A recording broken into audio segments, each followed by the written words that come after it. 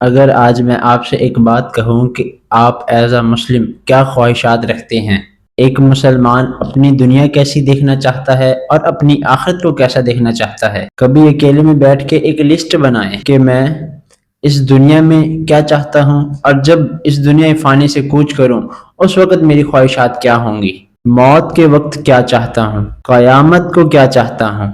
اور اب میں آپ کو کچھ احادیث مبارکہ کا خلاصہ پیش کرنے جا رہا ہوں کہ درود پاک پڑھنے والے کو کیا کیا ملتا ہے۔ اللہ اکبر۔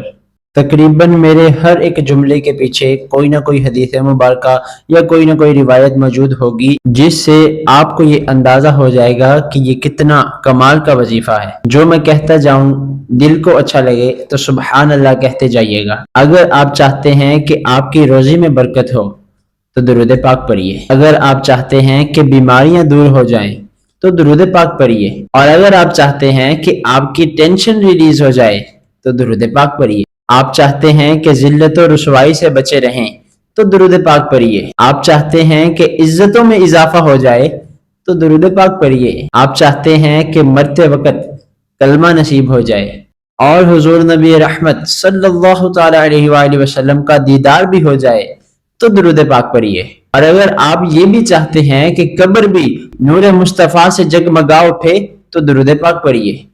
اور اگر آپ قیامت کے دن حضور نبی رحمت صلی اللہ تعالی علیہ وآلہ وسلم کے پرچم تلے جمع ہونا چاہتے ہیں تو درود پاک پڑھیے۔ آقا کے ہاتھوں جام کوثر پینا چاہتے ہیں تو درود پاک پڑھیے۔ بلکہ سنیے، آقا کے ساتھ جنت میں داخل ہونا چاہتے ہیں تو درود پاک پڑھیے۔ مدینے جانا چاہتے ہیں تو درود پاک پڑھیے۔ خواب میں سرور کائنات صلی اللہ تعالی علیہ وآلہ وسلم کی زیارت کرنا چاہتے ہیں تو درود پاک پڑھیے۔ مجھے بتائیں، اور کچھ بچ گیا ہے زندگی میں؟ اور کچھ چاہیے؟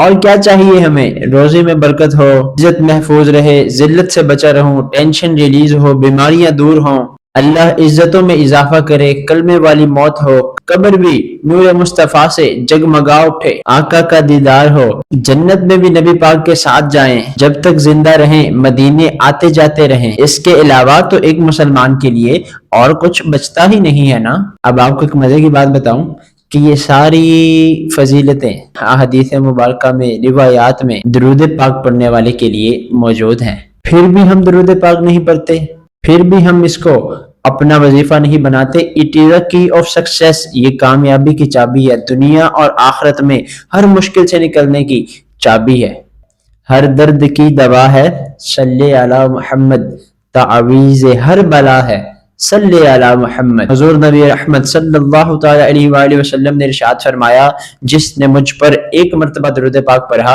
اللہ رب العزت اس پر 10 رحمت نازل فرمائے گا، اور جس نے مجھ پر 10 مرتبہ درود پاک پڑھا اللہ رب العزت اس پر 100 رحمت نازل فرمائے گا، اور جس نے مجھ پر دن میں 100 مرتبہ درود پاک پڑھا تو اللہ رب العزت اس کی پیشانی پر لکھ دے گا کہ یہ منافقت سے بھی بری ہے اور جہنم کی آگ سے بھی بری ہے۔ اللہ اکبر۔ وہ شخص کتنا خوش نصیب ہے کہ جس کی ڈیلی روٹین میں، جس کے ٹائم ٹیبل میں بہت زیادہ نہیں تو کم از کم 100 مرتبہ تو درود پاک شامل ہے نا۔ اگر آپ دن میں 100 مرتبہ درود پاک پڑھیں گے تو آپ کے آگے بھی، پیچھے بھی، دائیں بھی، بائیں بھی، ہر طرف رحمت ہی رحمت ہوگی اور آپ رحمت میں نہا جائیں گے۔ اور سب سے بڑی فضیلت یہ کہ آپ کی پیشانی پر لکھ دیا جائے گا کہ یہ شخص منافقت سے بھی بری ہے اور جہنم کی آگ سے بھی بری ہے۔ اللہ اکبر۔ اللہ پاک کیا فرماتا ہے؟ ان اللہ، پہلے اللہ، وملائکتہ، پھر اس کے فرشتے، یصلون علی النبی، اللہ اکبر، حضور نبی رحمت صلی اللہ تعالی علیہ وآلہ وسلم پر درود پاک بھیجتے ہیں، پہلے اللہ پھر اس کے فرشتے۔ یا ایھا الذین آمنوا، اے ایمان والوں، اللہ اکبر۔ گویا اللہ رب العزت فرما رہا ہو کہ اے میرے نبی کے ماننے والوں، اے مومنوں، اے مسلمانوں، صلو علیہ وسلموا تسلیما، کہ تم بھی حضور نبی رحمت صلی اللہ تعالی علیہ وآلہ وسلم پر خوب خوب درود پاک پڑھو اور خوب خوب سلام بھیجو۔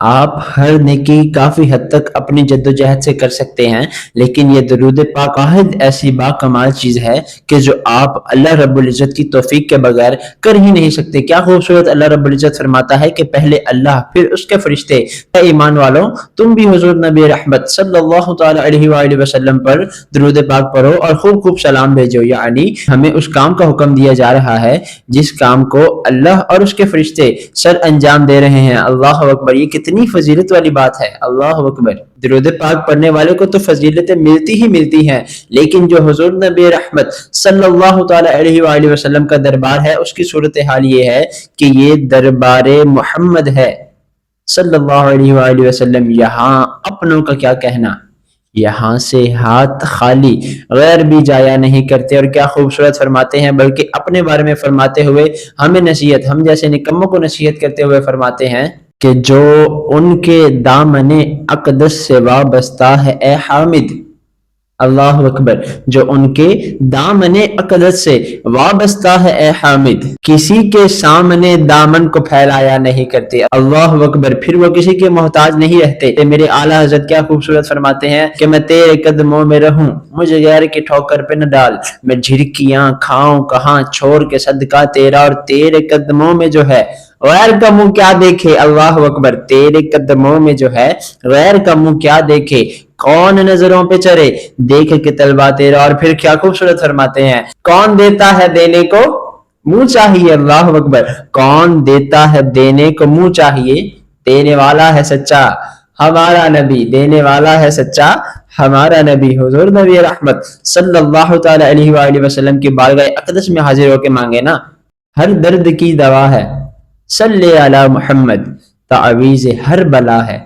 صلی علی محمد۔ اگر آپ پریشان ہیں، مشکلات سے گھرے ہوئے ہیں، ٹینشن ہے، درود پاک پڑھیں اور اپنے نبی سے باتیں کریں، اپنے نبی کے حضور حاضر ہو کر اپنی گزارشات کو، اپنی التجاؤں کو، اپنی مشکلات کو پیش کریں۔ ہر درد کی دوا ہے، صلی علی محمد، تعویذ ہر بلا ہے، صلی علی محمد۔